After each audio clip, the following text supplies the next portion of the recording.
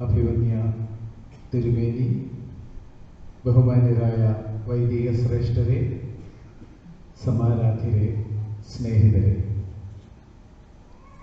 വിശുദ്ധ യോഹന്നാന്റെ സുവിശേഷം 1-ാം അധ്യായം 6-ാം വാക്യം. There was a man sent from God. His name was John. ദൈവം അയച്ചിട്ട് ഒരു മനുഷ്യൻ വന്നു, അവന് യോഹന്നാൻ എന്ന പേര്. നമ്മളൊക്കെ ദൈവം അയച്ചിട്ട് വന്നവർ തന്നെയാണ്. പക്ഷേ വിശേഷവിധിയായി അയക്കപ്പെട്ട ചിലരുണ്ട്.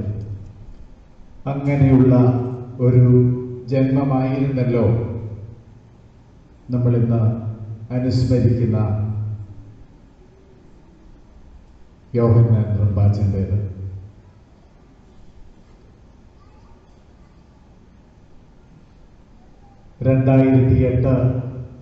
സെപ്റ്റംബർ മാസം 12-ാം തീയതി വന്യ റമ്പാച്ചൻ ദിവംഗതനായി. 2010 സെപ്റ്റംബർ 12-ാം തീയതി ഇതുപോലെയുള്ള ഓർമ്മ പെരുന്നാൾ ഇവിടെ നടക്കുന്നതിന് മുന്നോടിയായിട്ട് അഭിവന്യ ഈവാനിയോസ് തിരുമേനി എന്നെ വിളിച്ചു ഇങ്ങോട്ട്. 2-ാം ഓർമ്മ പെരുന്നാളിൻ്റെ അനുസ്മരണം ഞാൻ നടത്തണമെന്ന് നിർദ്ദേശിച്ചു. അപ്പം ഞാനൊന്ന് പകച്ചു. കാരണം ഒന്നാമത്തത്, റമ്പാച്ചൻ്റെ കൂടെ 7 കൊല്ലം അദ്ദേഹത്തിൻ്റെ ഒരു ശിഷ്യനായി, മകനായി കൂടെ നടന്ന ഒരാളാണ് ഞാൻ. 2001 മുതൽ 8 വരെയാണ് പാമ്പാടി കോളേജിൻ്റെ പ്രിൻസിപ്പലായിട്ട് ഞാൻ ജോലി ചെയ്തത്. ആ കാലമൊക്കെയും ഒരു സന്തത സഹചാരിയായിട്ട് റമ്പാച്ചൻ്റെ കൂടെ എല്ലായിടത്തും പോകാനൊക്കെ ധാരാളം അവസരങ്ങൾ കിട്ടിയ ഒരാൾ. വളരെ സബ്ജക്റ്റീവായിട്ട് സംസാരിച്ചു പോകില്ലേ എന്നുള്ളതായിരുന്നു ഒരു ആകുലത. 2, അന്ന് 2010 നവാഭിഷിക്തരായ 7 മെത്രാപ്പോലീത്തന്മാർക്ക് ഇവിടെ സ്വീകരണം കൂടിയാണ്. അപ്പോൾ ഈ പിതാക്കന്മാരുടെ സാന്നിധ്യത്തിൽ റമ്പാച്ചനെ അനുസ്മരിക്കാൻ ഞാൻ മതിയാകുമോ എന്ന് തിരുമേനിയോട് ചോദിച്ചപ്പോൾ മതിയാകും എന്ന് പറഞ്ഞു. അങ്ങനെ അന്നൊരവസരം തന്നത് ഓർക്കുന്നു. 15 വർഷങ്ങൾക്ക് ശേഷം അഭിവന്യ ദിയസ്കോറോസ് തിരുമേനിയും അനൂപച്ചനും ഈ ഒരു ദൗത്യം എനിക്ക് ഏൽപ്പിച്ചു തന്നതിൽ ഉള്ള നന്ദിയും കടപ്പാടുമൊക്കെ ഞാൻ അറിയിക്കുകയാണ്.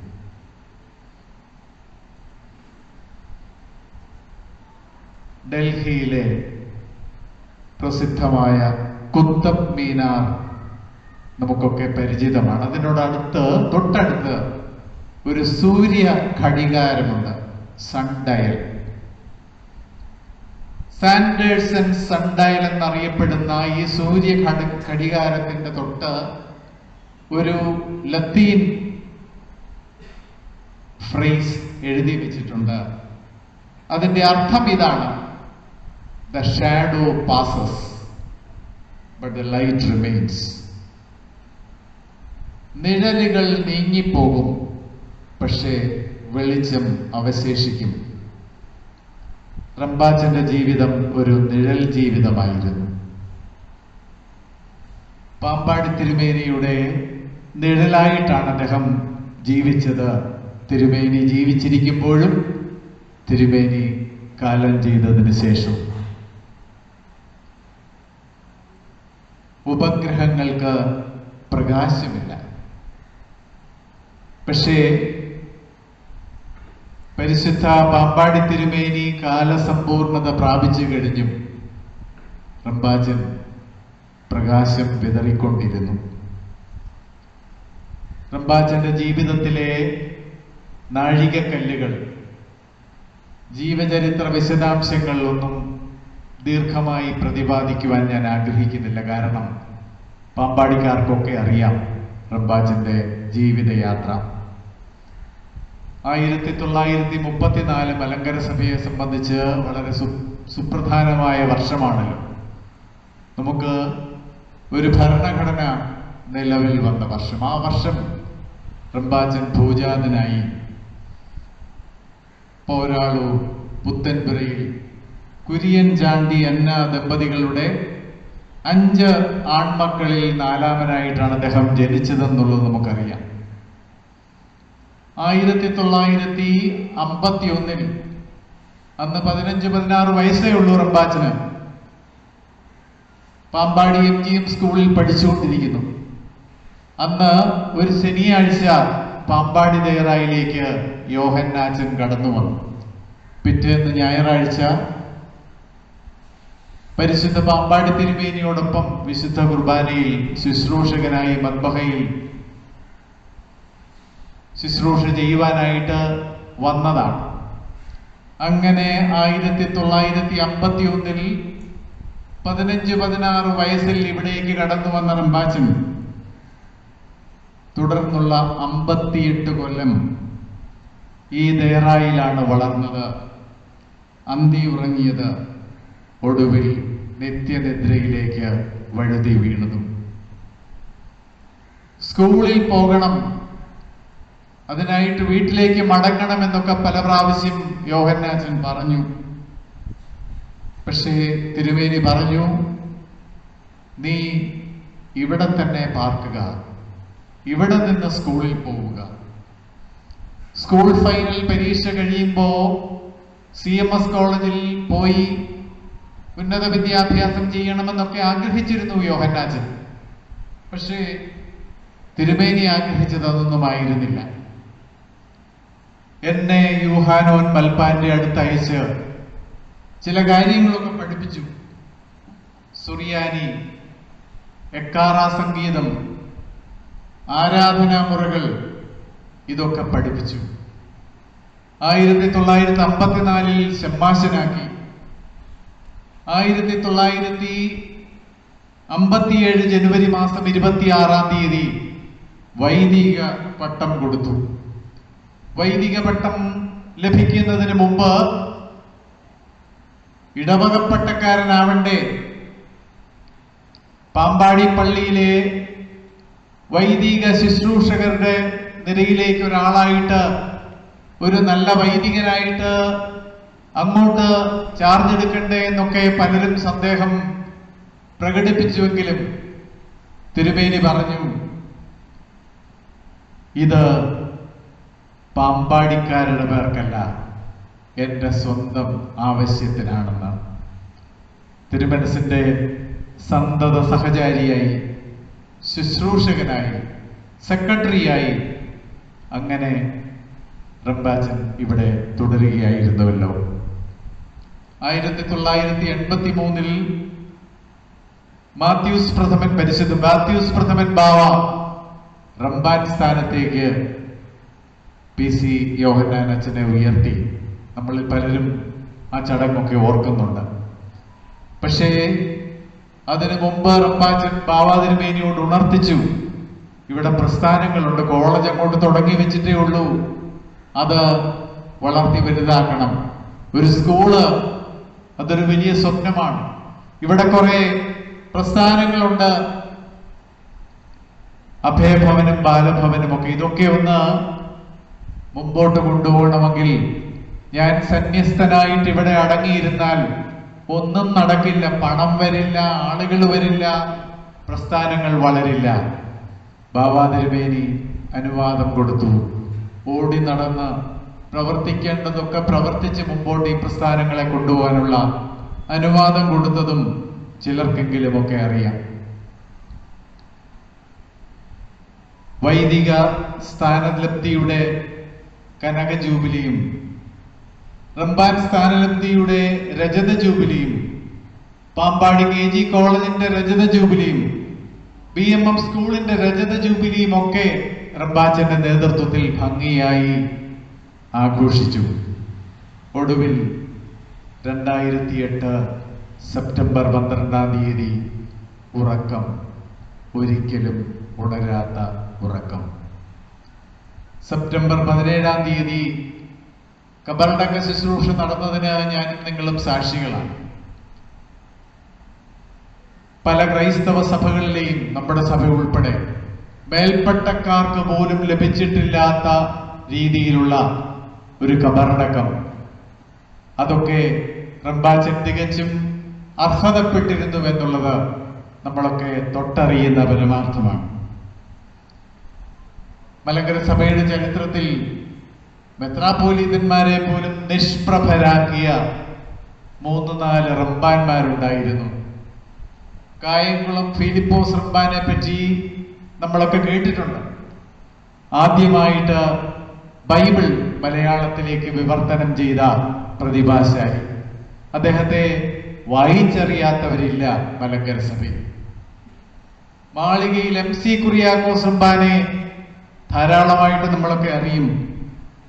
സഭാ സെക്രട്ടറി ആയിരുന്നു, ഗ്രന്ഥകാരനായിരുന്നു, പഴയ സെമിനാരി മാനേജറായിരുന്നു. ഒത്തിരി പ്രശസ്തി അദ്ദേഹത്തിനുണ്ട്. മൈലപ്ര PI മാത്യൂസ് റമ്പാച്ചനെ പറ്റി നമ്മളൊക്കെ കേട്ടിട്ടുണ്ട്. ഭക്തി ജീവിതത്തിന്റെ ഉദാത്ത മാതൃകയായിട്ട് ഇന്നും അദ്ദേഹത്തെ എടുത്തു കാട്ടുന്നവർ ധാരാളമുണ്ട്.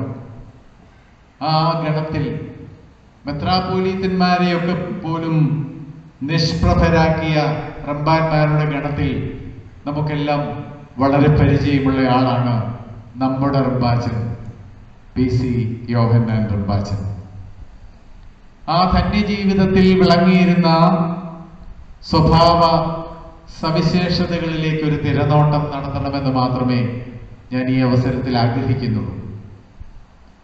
ഒന്നാമതായിട്ട് അദ്ദേഹത്തിന്റെ ഗുരുഭക്തി. ഗുരു തിരഞ്ഞെടുത്ത ശിഷ്യനാവുക എന്ന് പറയുന്നത് വളരെ ചുരുക്കം ആളുകൾക്ക് സാധിക്കാറുള്ളൂ. നമ്മളൊക്കെ ഗുരുക്കന്മാരെ തിരഞ്ഞെടുക്കുകയാണ്, ഗുരുക്കന്മാർ നമ്മളെ തിരഞ്ഞെടുക്കുകയല്ല.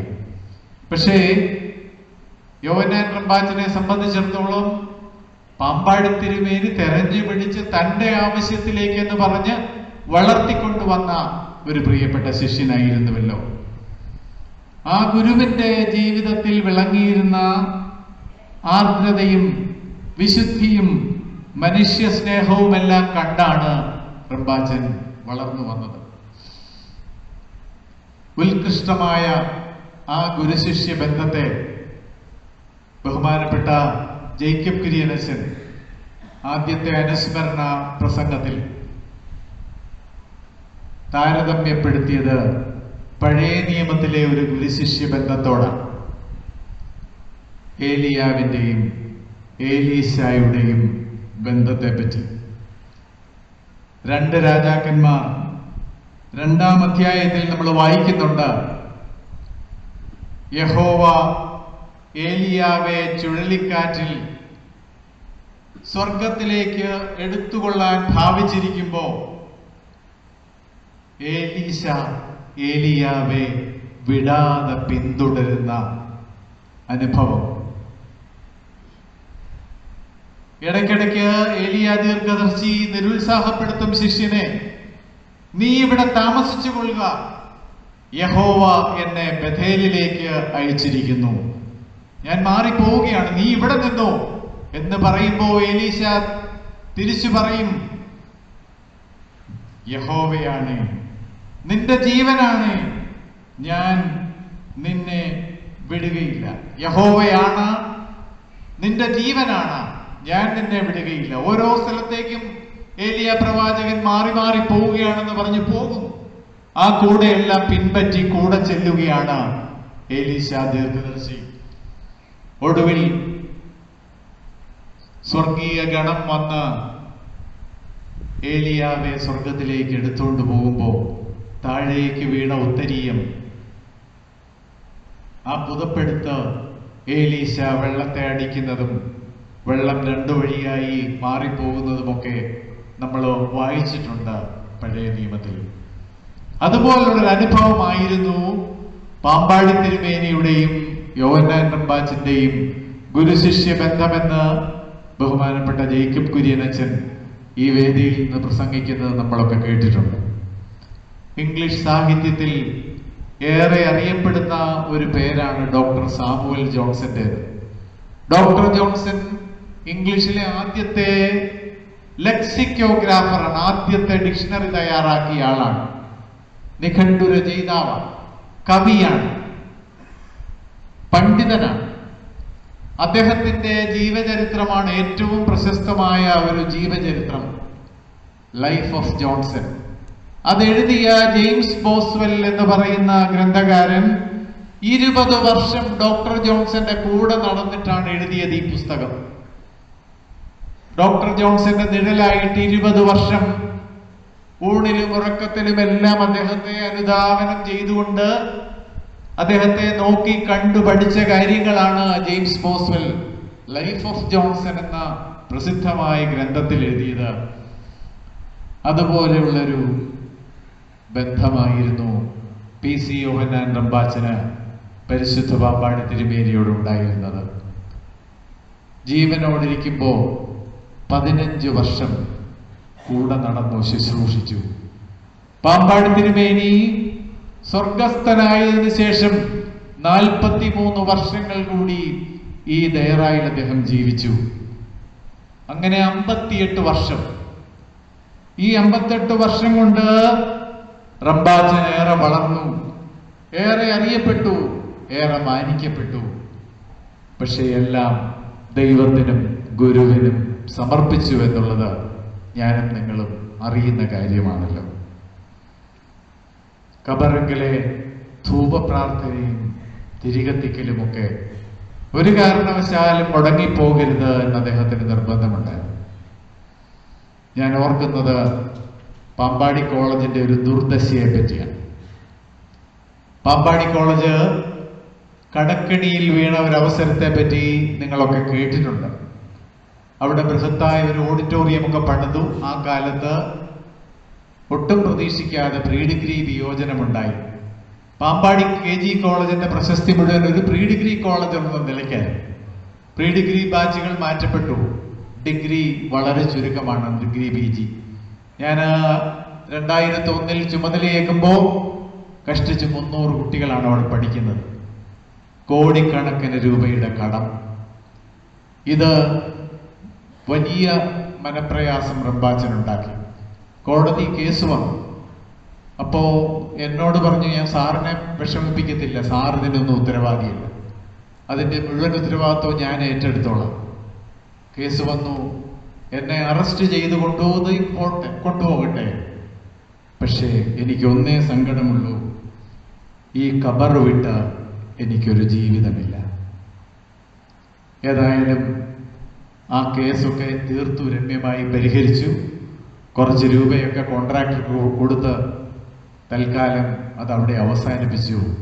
പക്ഷെ റമ്പാച്ചൻ വേണ്ടി വന്നാൽ അതിനുവേണ്ടി ജയിലിൽ പോകാനും സന്നദ്ധനായിരുന്നു. ഒരേ ഒരു കാര്യമാണ് അദ്ദേഹത്തെ വിഷമിപ്പിച്ചിരുന്നത്, ഈ ഖബറിലെ ധൂപാർപ്പണവും തിരികത്തിക്കലുമൊക്കെ ഞാൻ ചെയ്താലേ എനിക്കൊരു സമാധാനമുള്ളത്, മുടങ്ങിപ്പോകരുത് എന്ന ഒരു ആഗ്രഹം മാത്രമാണ് അദ്ദേഹത്തിന് അവശേഷിച്ചിരുന്നത്.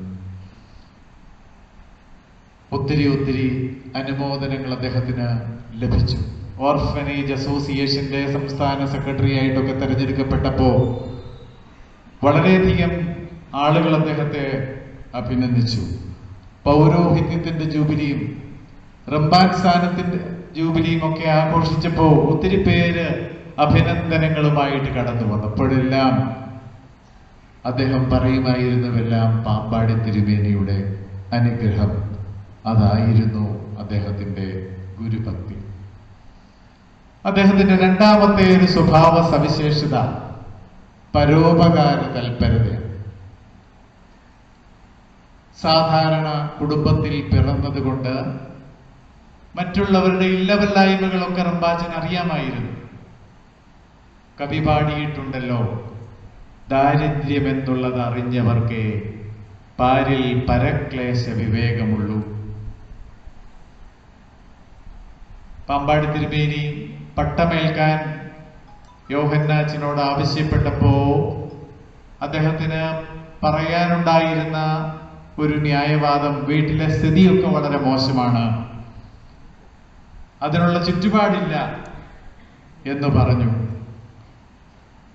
റമ്പാച്ചന്റെ പിതാവിനും വൈദിക പട്ടത്തിന് മകനെ അയക്കുന്നതിന് വലിയ താല്പര്യമുണ്ടായിരുന്നില്ല ആദ്യകാലത്ത്. കാരണം സ്കൂൾ വിട്ടു വന്നാൽ കന്നുകാലികളുണ്ട്, അതിനൊക്കെ പുല്ലരിയാൻ പോകണം.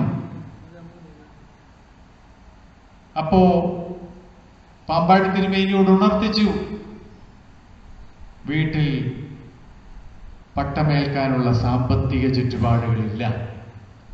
ഉടനെ തിരുമേനിയുടെ മറുപടി എനിക്കും അതേ സ്ഥിതിയായിരുന്നു എന്നുള്ളതാണ്. തിരുമേനി പറഞ്ഞു, എനിക്ക് കമ്മീസുള്ളപ്പം കാൽക്കുപ്പായം ഉണ്ടായിരുന്നില്ല, കാൽക്കുപ്പായമുള്ളപ്പോ കമ്മീസ് ഉണ്ടായിരുന്നില്ല, ദൈവം നടത്തും. ആ ഒരു ധൈര്യത്തിലാണ് റംബാച്ചൻ പൗരോഹിത്യത്തിലേക്ക് കടന്നു വന്നത്. ആ കാലത്തൊക്കെ ദയറായിലെ സ്ഥിതിയൊക്കെ വളരെ ബുദ്ധിമുട്ടേറിയതായിരുന്നു.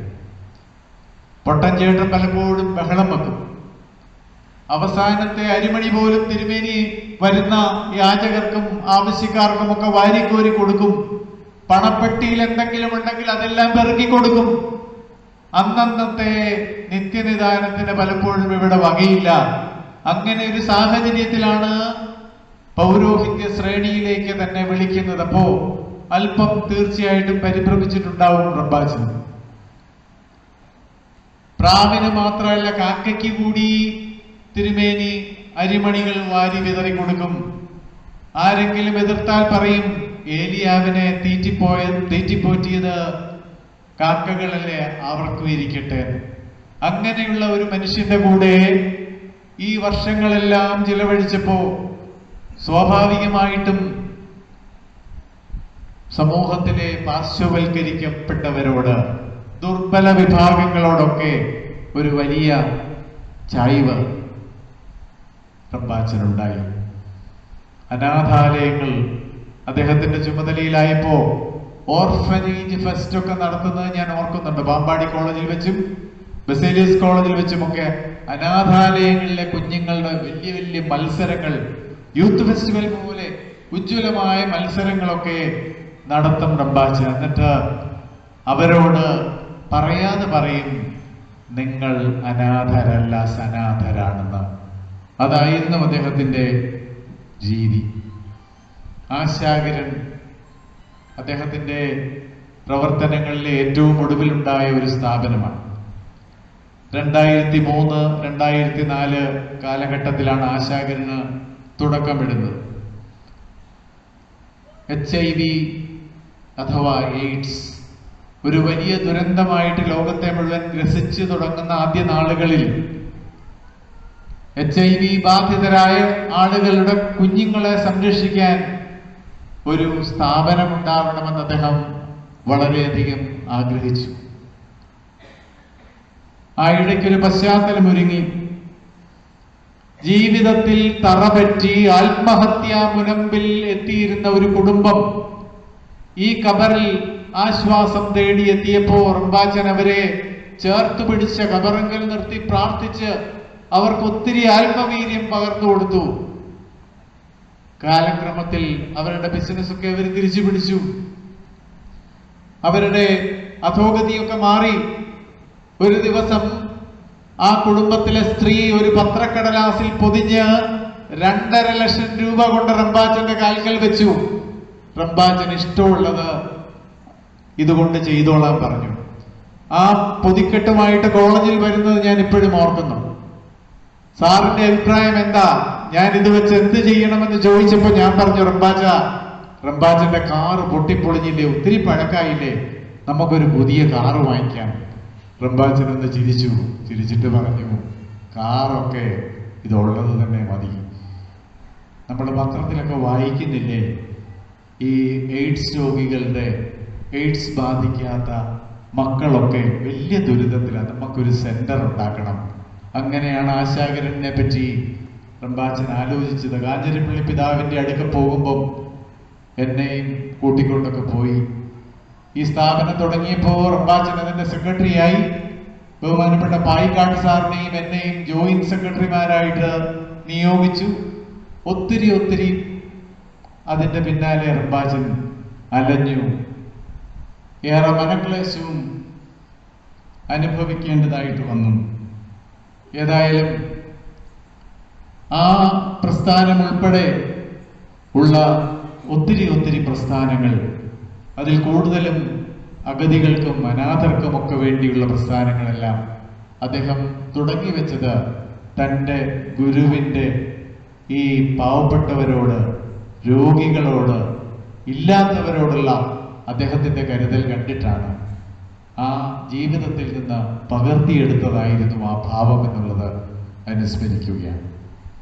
മൂന്നാമത് റംബാച്ചനെ പറ്റി പറയുമ്പോൾ ഓർക്കേണ്ടത് അദ്ദേഹത്തിൻ്റെ കർമ്മ കുശലതയാണ്.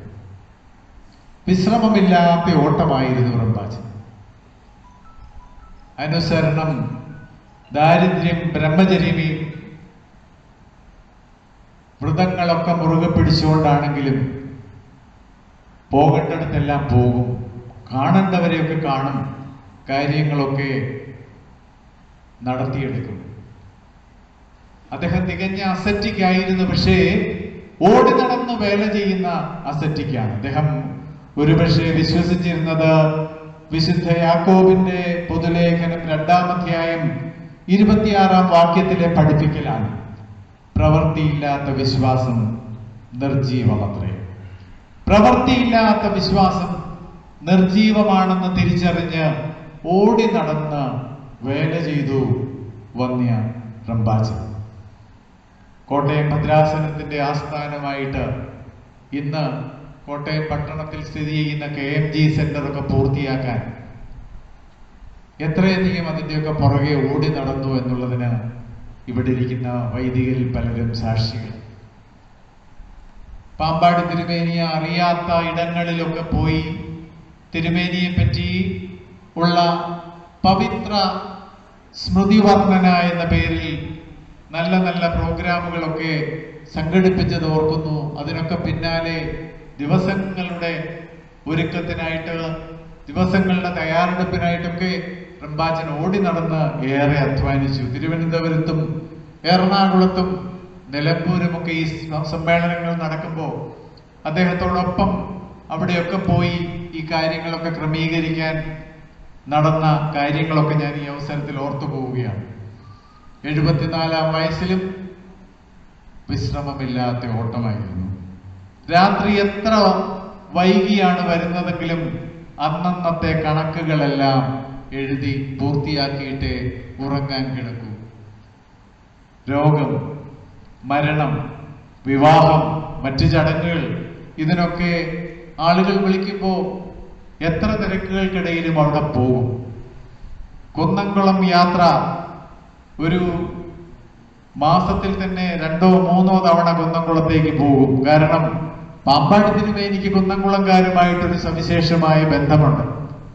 കുന്നംകുളത്ത് പ്ലേഗ് പടർന്നു പിടിച്ചപ്പോ തിരുമേനി അവിടെ പോയി പ്രാർത്ഥിച്ച് ആ വലിയ രോഗത്തിന്റെ വിപത്തിൽ നിന്ന് ആ നാട്ടുകാരെയൊക്കെ രക്ഷിച്ചതിന്റെ ഓർമ്മയ്ക്ക് കുന്നംകുളംകാര് പാമ്പാടി തയ്യാറായുമായിട്ട് ഇന്നും സജീവമായ ഒരു ബന്ധം തുടർന്നു കൊണ്ടുപോകുന്നുണ്ട് എന്ന് നമുക്കൊക്കെ അറിയാം.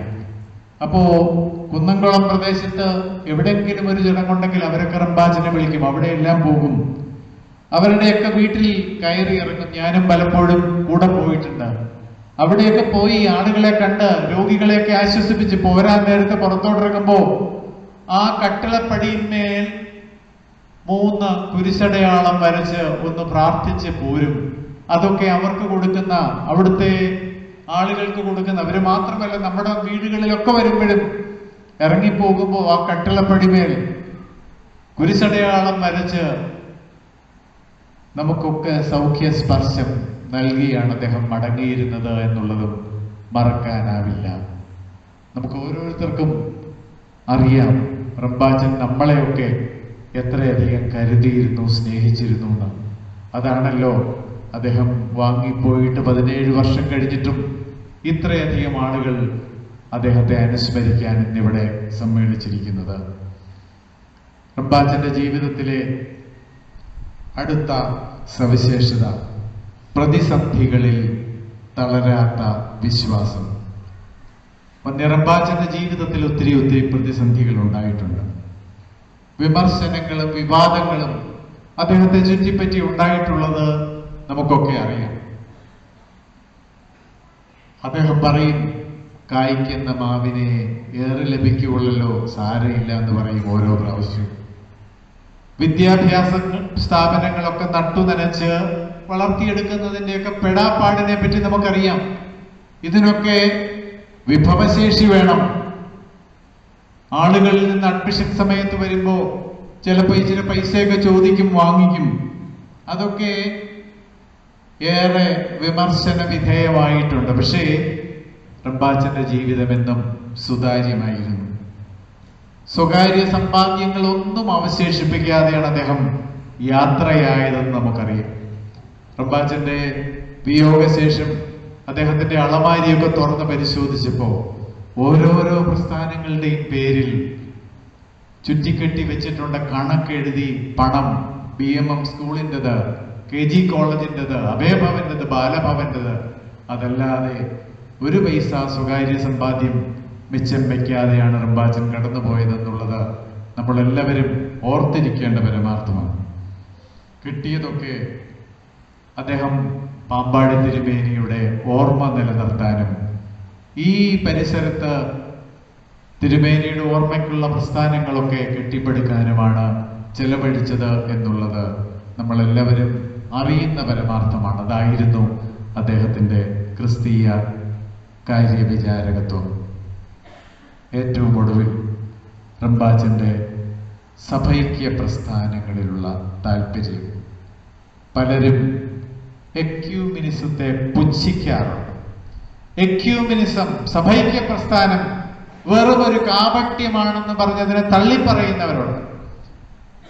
വിഭിന്ന ക്രൈസ്തവ വിഭാഗങ്ങൾ ചേരിതിരിഞ്ഞ് അങ്ങോട്ടും ഇങ്ങോട്ടും ആരോപണങ്ങളും പ്രത്യാരോപണങ്ങളും ഉന്നയിച്ച് പിണങ്ങിയും വഴക്കടിച്ചും കഴിയുന്നത് റംബാച്ചനെ ഒത്തിരി ദുഃഖിപ്പിച്ചിട്ടുണ്ട്. റംബാച്ചൻ എല്ലാ മതവിഭാഗങ്ങളുമായിട്ടും എല്ലാ സഭാവിഭാഗങ്ങളുമായിട്ടുമൊക്കെ നല്ല ചേർച്ചയിലാണ് കഴിഞ്ഞിരുന്നത്. എല്ലാവർക്കും റംബാച്ചൻ സ്വീകാര്യനായിരുന്നു. കത്തോലിക്ക മാർത്തോമ അരമനകളിലൊക്കെ അദ്ദേഹത്തിന്റെ ഒപ്പം പോകാൻ എനിക്ക് അവസരം കിട്ടിയിട്ടുണ്ട്. അവിടെയൊക്കെ ലഭിച്ച സ്വീകരണം എത്ര ഊഷ്മളമായിരുന്നുവെന്ന് എനിക്കറിയാം. അതുപോലെ അദ്ദേഹം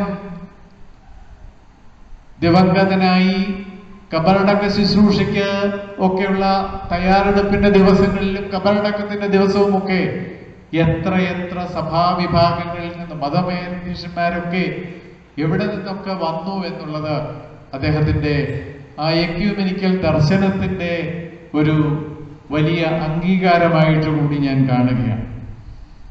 അദ്ദേഹത്തിന്റെ 40-ാം ദിവസം ആചരിച്ചപ്പോ മലയാള മനോരമ ഒരു സപ്ലിമെന്റ് ഇറക്കി.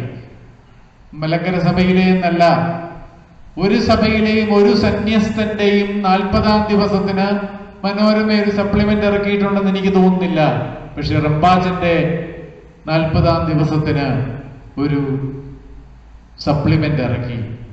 അന്ന് NSSന്റെ ജനറൽ സെക്രട്ടറി ആയിരുന്ന PK നാരായണ പണിക്കർ സാറിന്റെ ഒരു ലേഖനം വേണം. എൻ്റെ ഓർമ്മ ശരിയാണെങ്കിൽ അദ്ദേഹത്തെ കാണാൻ പോയത് ഞാനും ബായിക്കാട്ട് സാറുമായിരുന്നു എന്നാണ് ഞാൻ ഓർക്കുന്നത്. അവിടെ പോയിട്ട് നാരായണ പണിക്കർ സാറിനോട് പറഞ്ഞപ്പോഴേ ഈ സപ്ലിമെന്റിൽ ഒരു ലേഖനം റംബാച്ചനെ കുറിച്ച് തരണം എന്ന് ആവശ്യപ്പെട്ടപ്പോ റംബാനച്ചനെ പറ്റിയല്ലേ, ഞാൻ എഴുതി തരാം, സമയത്തിനത് എത്തിയിരിക്കുമെന്ന് അദ്ദേഹം പറഞ്ഞത് ഞാൻ ഓർക്കുകയാണ്. അന്നത്തെ മലങ്കര മാർത്തോമ സഭ അധ്യക്ഷൻ, നമ്മളെല്ലാവരും ഏറെ അറിയുന്ന ഡോക്ടർ ഫിലിപ്പോസ് മാർ ക്രിസോസ്റ്റം മെത്രാപ്പോലീത്ത ഉജ്ജ്വലമായ ഒരു ലേഖനം എഴുതിയ സപ്ലിമെന്റിൽ ഒരു റംബാൻ അവശേഷിപ്പിച്ച പാഠങ്ങൾ, ഒരു റംബാൻ അവശേഷിപ്പിച്ച പാഠങ്ങൾ. ഏറെ നാൾ ഞാൻ സൂക്ഷിച്ചു വെച്ചു ആ ലേഖനം. ഇതായിരുന്നു മറ്റ് മതങ്ങളുമായും മറ്റ് സഭാവിഭാഗങ്ങളുമായിട്ടും ഒക്കെ റംബാച്ചനുണ്ടായിരുന്ന ആ ഒരു സ്നേഹബന്ധത്തിന്റെ ആഴം. പ്രിയപ്പെട്ടവരെ, ഞാൻ പറഞ്ഞ് അവസാനിപ്പിക്കട്ടെ. ഷേക്സ്പിയർ പറഞ്ഞിട്ടുള്ള വളരെ ശ്രദ്ധേയമായ പരിചിതമായ ഒരു ഉദ്ധരണിയാണ് ഫെമിലിയാരിറ്റി ബ്രീഡ്സ് കണ്ടംപ്റ്റ്. അടുപ്പം പുച്ഛത്തെ ജനിപ്പിക്കുന്നു. ദൂരക്കാഴ്ചയിൽ കേമന്മാരെന്ന് നമ്മളൊക്കെ തിരിച്ചറിയുന്ന പലരും അവരുടെ ജീവിതത്തിലേക്ക് നമ്മൾ കടന്നു ചെല്ലുമ്പോൾ, അവരെ അടുത്ത് പരിചയപ്പെടുമ്പോൾ അവരിൽ പലരും എത്രയോ നികൃഷ്ടരാണെന്ന് തോന്നിപ്പോകും. പക്ഷേ റംബാച്ചന്റെ ജീവിതത്തിൽ അദ്ദേഹത്തെ അടുത്തറിഞ്ഞ് കൂടെ നടന്ന് ശുശ്രൂഷിച്ചവർക്കൊക്കെ അറിയാം അദ്ദേഹത്തിൻ്റെ ജീവിത വിശുദ്ധിയെ പറ്റി, അദ്ദേഹത്തിൻ്റെ ഏറെ നിർമ്മലമായ മനസ്സിനെ പറ്റി. ഞാൻ ഓർക്കുന്ന ഒരു സംഭവമുണ്ട്. ഒരു നോയമ്പ് കാലത്താണ് റംബാച്ചൻ്റെ കൂടെ ഞാനൊരു വീട്ടിലേക്ക് കടന്നു ചെന്നു. അവിടെ ചെന്നപ്പോൾ അല്പം പായസം തന്നു. ഞാൻ വാങ്ങിച്ചു കുടിച്ചു. റംബാച്ചൻ നിരസിച്ചു. എനിക്കറിയാം റംബാച്ചന് മധുരം വലിയ ഇഷ്ടമാണ്. എന്നോട് പറഞ്ഞിട്ടുണ്ട്, പാമ്പാഴ് തിരുമേനി മധുരപ്രിയനായിരുന്നു, തിരുമേനിയുടെ കൂടെ ജീവിച്ച് ഞാനും മധുരപ്രിയനായി പോയി എന്ന് പറഞ്ഞിട്ടുണ്ട്. തിരുമേനി റംബാച്ചന് പ്രമേഹമൊന്നുമില്ല. പക്ഷേ നോയമ്പ് കാലത്ത് ഞങ്ങളൊരു വീട്ടിൽ കയറി ചെന്നപ്പോൾ അല്പം പായസം തന്നപ്പോൾ ഞാനത് കൈയോടെ വാങ്ങിച്ചു കഴിച്ചു. റംബാച്ചൻ നിരസിച്ചു. പുറത്തിറങ്ങി കാറെ കയറിയപ്പോൾ ഞാൻ റംബാച്ചനോട് ചോദിച്ചു, പായസം എന്ന് പറഞ്ഞാൽ വെജിറ്റേറിയൻ അല്ലേ, റംബാച്ചന് മധുര ഇഷ്ടമല്ലേ, പിന്നെന്താ അത് നിരസിച്ചതെന്ന് ചോദിച്ചപ്പോൾ അദ്ദേഹം പറഞ്ഞു, നോയമ്പിൻ്റെ ശരിക്കുള്ള അർത്ഥം നമ്മളൊന്ന് മനസ്സിലാക്കണം. നമുക്ക് ഏറ്റവും പ്രിയപ്പെട്ടതാണ് വർജിക്കേണ്ടത്. അത് നോൺ വെജ് ഭക്ഷണങ്ങൾ എന്നുള്ളതല്ല അതിൻ്റെ കൺസെപ്റ്റ്. നമുക്ക് ഏറ്റവും പ്രിയപ്പെട്ടത് വർജിക്കുമ്പോഴാണ് നോയമ്പാകുന്നതെന്ന് പറഞ്ഞു തന്ന് എൻ്റെ കണ്ണ് തുറപ്പിച്ചത് ഞാൻ ഓർക്കുകയാണ്. അതുപോലെ നിലമ്പൂരിലേക്ക് പോകുന്ന ഒരവസരം ഞാൻ ഓർക്കുന്നു. പാമ്പാട് തിരുമേനിയുടെ പവിത്ര സ്മൃതി വർണ്ണന ചുങ്കത്തറ ഓർത്തഡോക്സ് കൺവെൻഷനോടനുബന്ധിച്ച് ഒരു ദിവസം മുഴുവൻ അതിനായിട്ട് മാറ്റിവെച്ചിരിക്കുകയാണ്. പാമ്പാട് തിരുമേനിയുടെ അനുസ്മരണ പ്രസംഗം നിർവഹിക്കാൻ Mahatma Gandhi university vice chancellor doctor Cyriac Thomas സാറും ഞാനും റംബാച്ചനും ഇഞ്ചക്കാട്ടച്ഛനും കൂടെ ഒരു ഇന്നോവ കാറിൽ ഞങ്ങൾ പോയിക്കൊണ്ടിരിക്കുകയാണ് നിലമ്പൂരേക്ക്. 9 മണിക്കൂർ നീണ്ടു നിൽക്കുന്ന യാത്ര. അതിനിടയിൽ വിരസത മാറാനായിട്ട് ഈ സിറിയക് തോമസ് സാറ് നല്ല ഫലിതപ്രിയനാണ്. അദ്ദേഹവും ഇഞ്ചക്കാട്ടച്ഛനും ഒക്കെ ഏറെ ഫലിതങ്ങളൊക്കെ പറയും. എല്ലാം പള്ളി നർമ്മങ്ങളിൽപ്പെട്ട കാര്യങ്ങളാണ്. അച്ഛന്മാരെ പറ്റിയും ഒക്കെയുള്ള കഥകളും ഒക്കെ പൊടിപ്പും തൊക്കലും ഒക്കെ വെച്ച് ഞങ്ങൾ ആർത്താർത്ത് ചിരിച്ചിങ്ങനെ പോവുകയാണ്. ഒരു ഘട്ടത്തിൽ പോലും റംബാച്ചൻ ഒന്ന് ഉറക്ക ചിരിക്കില്ല. ഒരു സന്യസ്തന്റെ മിതത്വമെല്ലാം പാലിച്ചുകൊണ്ടാണ് അദ്ദേഹം ആ യാത്രയിലും മടക്കയാത്രയിലുമെല്ലാം ഞങ്ങളോടൊപ്പം ഉണ്ടായിരുന്നത് എന്നുള്ളതും ഒരു സാക്ഷ്യം പോലെ പറയുവാനായിട്ട് ഞാൻ ആഗ്രഹിക്കുകയാണ്. അദ്ദേഹം വളരെയധികം അധ്വാനിച്ചു. തൻ്റെ ഗുരുവിൻ്റെ പ്രശസ്തി ലോകമെങ്ങും വ്യാപിപ്പിക്കുവാനായിട്ട് അദ്ദേഹം ശ്രമിച്ചു. ഗുരുവിനെ അതേപടി അനുകരിക്കാനായിട്ട് തൻ്റെ ബലഹീനതകൾക്കിടയിലും അദ്ദേഹം ശ്രമിച്ചു. അദ്ദേഹത്തിൻ്റെ കബറെങ്കിൽ എഴുതി വെച്ചിട്ടുണ്ട് 2 തീമോത്തിയോസ് 4-ാം അധ്യായം 7-8 വാക്യങ്ങൾ. ഞാൻ നല്ല പോർ പൊരുതു, ഓട്ടം തികച്ചു, വിശ്വാസം കാത്തു, ഇനി നീതിയുടെ കിരീടം എനിക്കായി വെച്ചിരിക്കുന്നു. നമുക്കെല്ലാം അറിയാം റംബാച്ചനെ സംബന്ധിച്ച് തികച്ചും അന്വർത്ഥമാണ് ആ വാക്യം.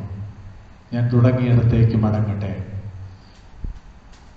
ഡൽഹിയിലെ സൂര്യഘടികാരത്തിൻ്റെ അടുക്കൽ എഴുതി വെച്ചിട്ടുണ്ടല്ലോ, The shadow passes, but the light remains.